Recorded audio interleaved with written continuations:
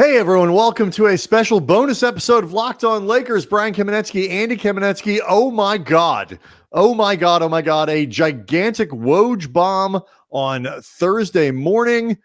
Dan Hurley is being targeted as the next Lakers coach. We'll break it down next.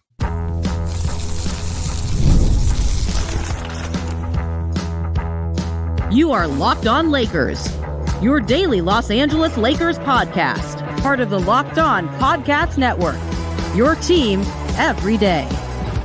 Thanks to everybody for making Locked On Lakers first listen of every day, Monday through Friday, no matter how or where you get your podcasts. This one's always free and never behind paywall. Locked On Lakers on YouTube is where over 24,000 subscribers are all hanging out wondering how the heck this happened, Andy, because, oh man, things got real interesting. On Thursday morning as Adrian Wojnarowski of ESPN drops what I think would be considered an atomic level Woj bomb. To describe the level of bomb, you're flirting with the idea of being tasteless. In all honesty, like we're talking about like the type of scale that we would have to compare it to feels insensitive because. My God, forget the idea of taking you and me and all of our listeners and all of our viewers by surprise. This news took people reporters far more plugged in than us, and we consider ourselves reasonably looped in, but these are people far more than us. On covering this day-to-day, making calls all day, whatever. They were surprised too. Of course, the news from Woj that the Lakers have targeted and are entering into negotiations. This, of course, it was actually even backed up by Hurley himself, who told players at UConn today that this is a real thing. But the Lakers have targeted Dan Hurley, the head coach at UConn, back-to-back national champion UConn Huskies. They are prepared to make a massive offer, which is, by the way, what it will take to get Hurley to LA. This is, they're hoping to accelerate talks over the next few days. So you and I, Andy, with Anthony Irwin, and certainly over the course of the week on the shows by ourselves and all that, have really talked about the incredible lack of process, not even talking about, something in terms of reflecting on JJ Redick good, JJ Redick bad, but just like, how did we get here? I just finished my breakfast this morning, and it is a little bit of that.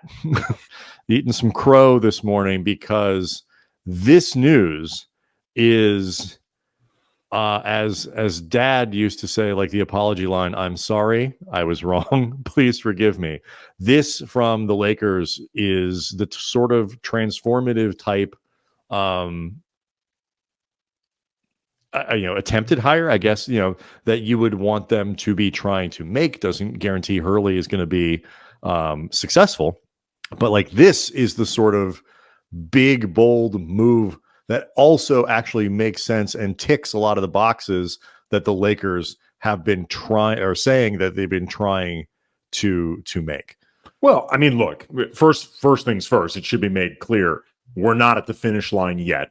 There's always a chance this doesn't end up happening, although given the reporting from Woj and the fact that Dan Hurley has A, let his players know about this, and B, one would assume, when Woj put out his report, Woj is both careful and plugged in enough that he would have confirmed this with Dan Hurley, that this is a real possibility. It makes you feel like, if nothing else, we are very close to this happening, because the Lakers, by the way, I think this is the sort of thing that you get from, if you're Woj, you get it from Rob Pelinka. And Rob, no, of course, I won't go with that until it's, he's not going to give him that until it's far enough along. Well, of course, I have no doubt that this. It's interesting too, and this is one of those things that, looking back on it, and I will admit, I did not notice it. You did not notice it. I think a lot of people did not notice it.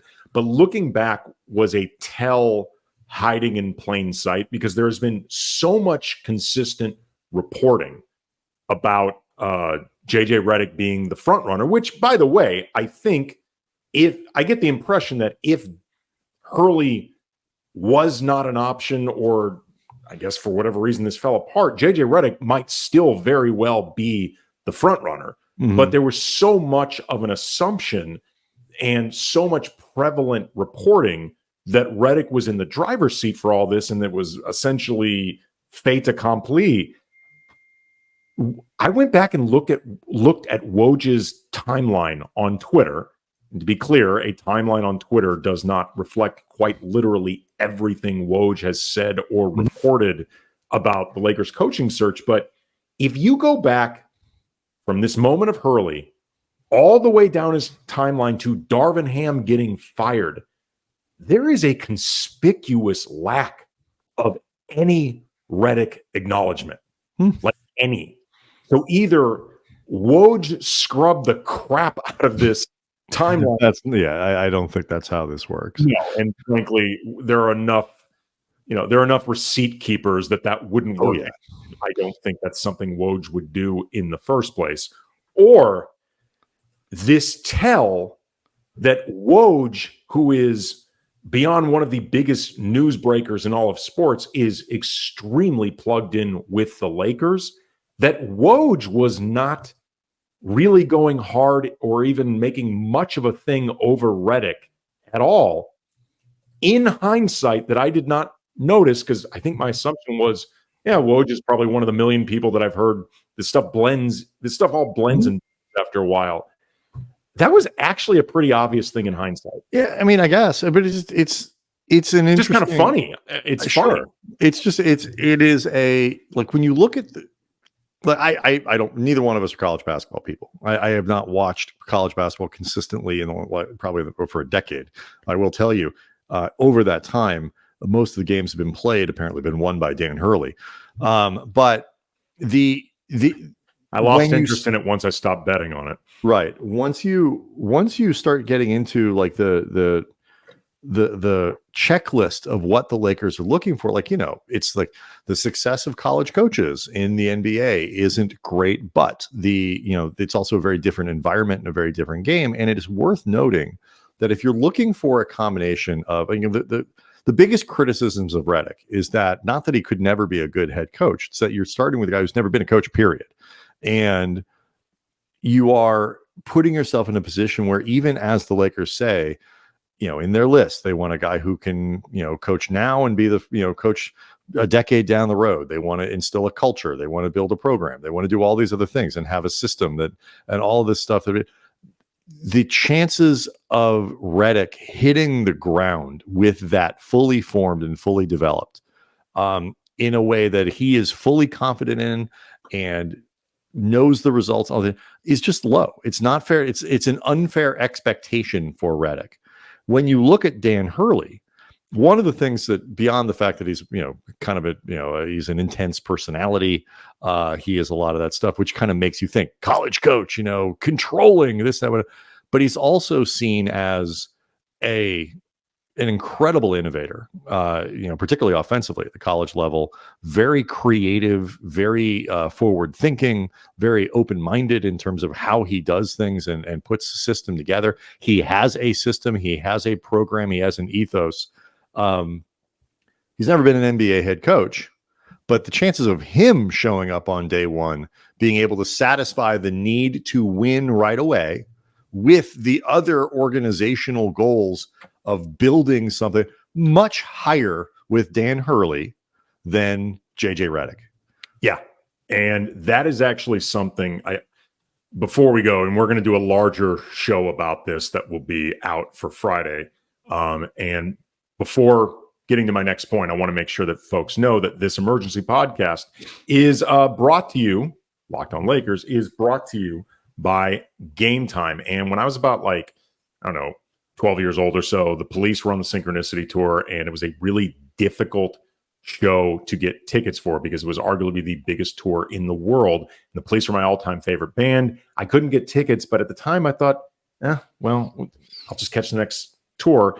But the Police ended up breaking up after that. And it was at that moment where I realized, you know what? If there's ever a concert I want to seize that moment. Don't miss out. And that's why I love Game Time. It's the fast and easy way to buy tickets for all the sports, music, comedy shows, and theater near you. Killer deals on last-minute tickets and the best price guarantee. You can stop stressing over the tickets. Start getting hyped for the fun. They've got flash deals with an exclusive in-app deals and on select seats. So you can save even more ahead of time. And the Game Time guarantee means you always get the best price. If you find tickets in the same section or row for less, Game Time will credit you 110% of the difference. It's the fastest growing ticketing app in the country for a reason. So snag the tickets without the stress using Game Time. Download the Game Time app, create an account, use the code LOCKEDONNBA for $20 off your first purchase. Terms apply. Again, create an account, redeem the code LOCKEDONNBA for $20 off. Download Game Time today. Last minute tickets, lowest price guaranteed. Locked On Lakers also brought to you by Prize Picks. What is Prize Picks, you might ask? Well, it's America's #1 fantasy sports app with more than 5 million members. It's the most fun and most exciting way to get in on the action while you watch your favorite sports and players. Just pick more or less than 2 or more player stats for a shot to win up to 100 times your cash. With Prize Picks, you can turn $100 into $1,000 in a single game watching your favorite sports this summer. You just make the Prize Picks lineup in as little as 60 seconds.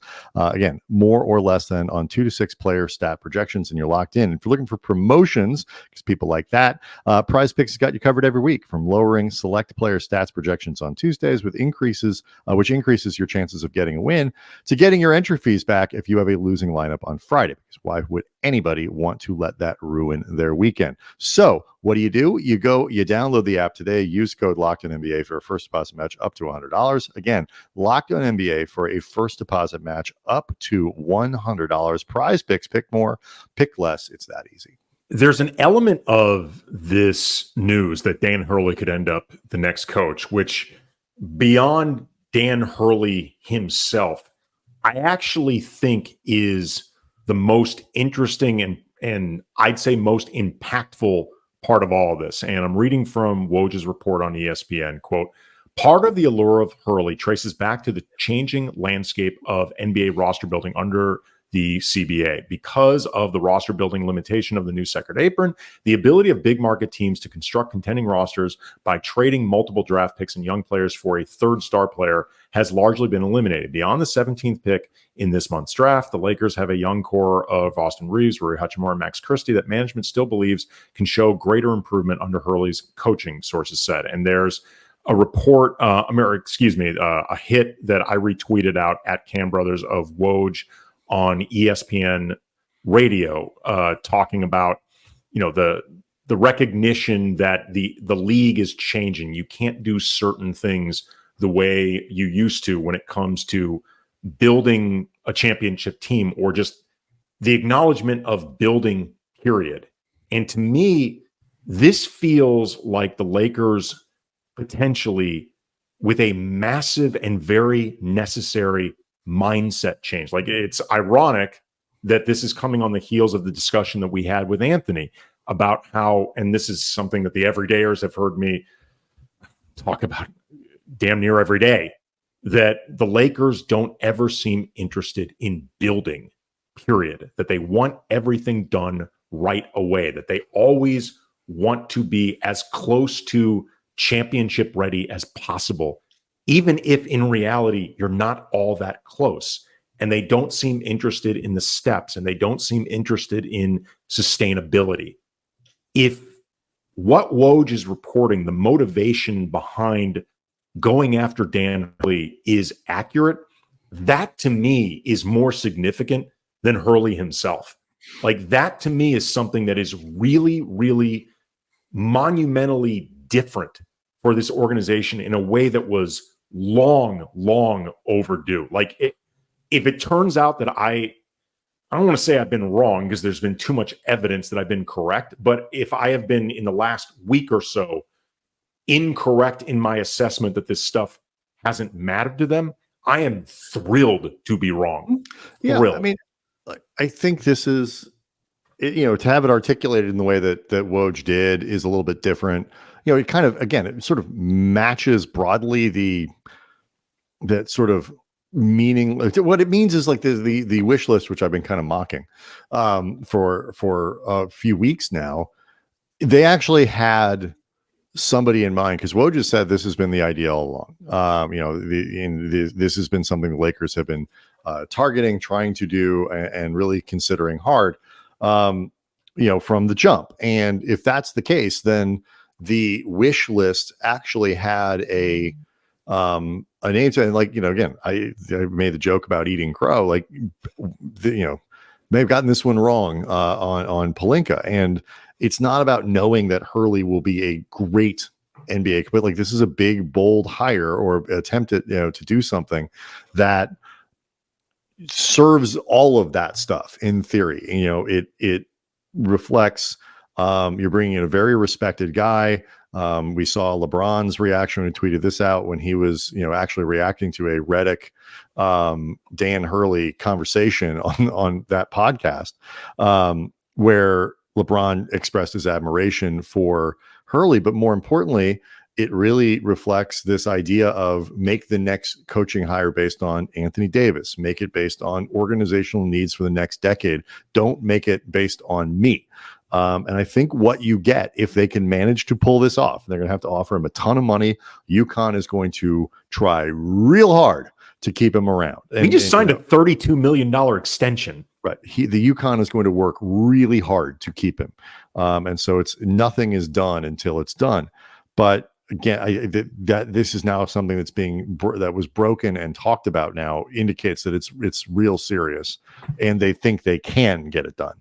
So obviously something we'll talk a lot more about going forward, but this really is a monumental shift in this coaching search, and it's going to take a lot of people, us included, a few, probably a few episodes of acknowledging that in this case, say what you will about Rob, say what you will about the basketball ops department, whatever, that they had a vision, and we, the royal we, and me specifically, in terms of the criticism, might have been premature. So very exciting day for the Lakers fans. Leave us questions, leave us comments about your thoughts on the potential hiring of UConn coach Dan Hurley. We will be back, of course, with a full show for tomorrow. So we'll be recording again later in the day. So if you leave questions, you leave comments, this is all stuff that we can wrap into. We are grinders like Dan Hurley. We are relentless game planners. But this really is a guy with, considered I want to talk for tomorrow about why I think this is a different deal than previous high profile college hires, because I do think it is. And we'll get into all that for tomorrow's show. Locked On Lakers on YouTube is where you can go hang out with over 24,000 subscribers. Again, leave questions, leave comments. We'll get into all of it for tomorrow. Thanks. See you then.